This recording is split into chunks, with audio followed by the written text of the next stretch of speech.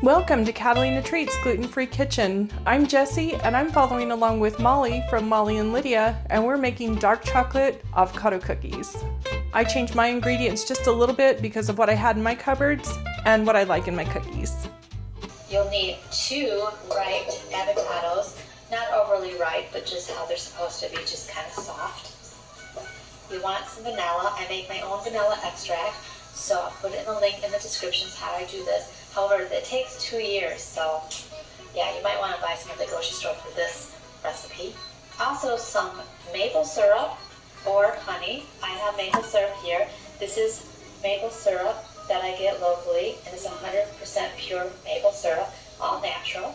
You want some avocado oil, or you can use instead olive oil. Some Hershey cocoa. I just use this Hershey cocoa, but you can get whatever brand you want. Baking powder, sea salt, and some farm fresh, free-range organic eggs. And you want some chocolate chip chunks. So you can either get the big chocolate chips or the chunks, and you want dark chocolate. And if you want, you can put some walnuts in this too. This is optional. First thing I'm going to do is mash my avocados.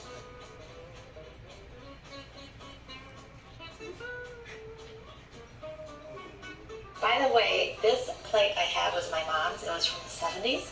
And I have her whole plate collection that I think was called Harvest at the time.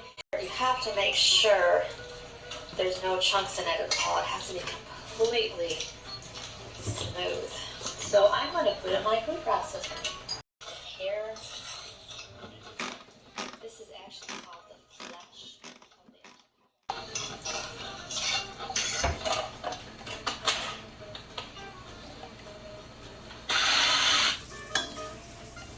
Okay, now it's ready.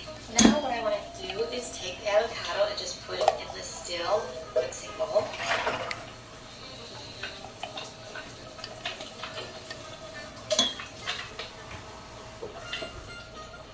This is where you'll have the fat in your cookies, but it's a healthy fat. Avocados is a good HDLs, which is good for our body. And it's kind of like the replacement for the butter. Next you want to add your 2 farm fresh cage-free eggs,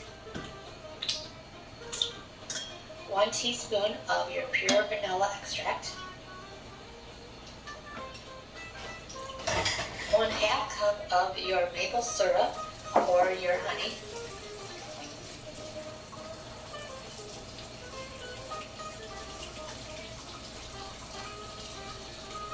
and 2 tablespoons of your avocado oil or your extra virgin olive oil.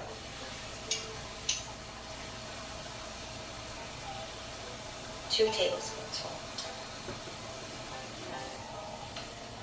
And then in the standing mixer, I'm going to mix all these ingredients together until they are smooth. You want to make sure that your avocado is not with any lumps. And you're going to need to measure out a cup of this, and then measure out your flour or dry ingredients in a separate bowl. So here's 1 cup of almond flour, 1 teaspoon of baking powder, and 1/4 teaspoon of sea salt. And last but not least, 1 cup of cocoa powder. And then you want to whisk it with a whisk to combine all the dry ingredients. And we will add this now to the wet mixture. When the mixer is mixing at low, I'm going to gradually add in the dry ingredients. I'm going to scrape down the sides and then just mix a tiny bit longer. Now I'm going to just add my walnuts, and I'm going to fold it into the batter, and also a cup of the dark chocolate chip morsels. Just simply fold it in until it's evenly combined. I put my last paper. And then I'm just going to put a little dollop here and all across, and I have this really nifty looking cookie scooper here that looks like an ice cream scooper, but it's smaller. And just go all around with it.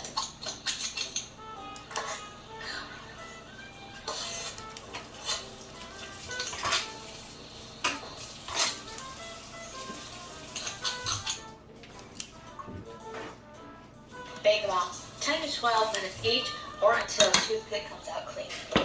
And our sugar in a little strainer here, and I'm just going to tap just a little bit of powdered sugar on top. For one, I think it looks prettier, and it really won't be that much more sugar in it doing this.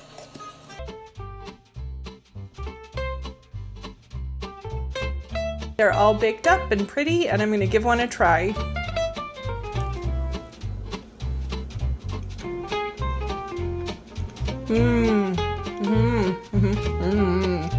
These are a nice rich cookie, and the texture is actually kind of light and fluffy. It's really good. Thank you so much, Mollie. Please check out her channel, Mollie and Lydia. She has tons of really great recipes and all kinds of fun things. Please like our video, subscribe to our channel, and share this with your friends and family. We're always creating great new recipes at Catalina Treats Gluten-Free Kitchen.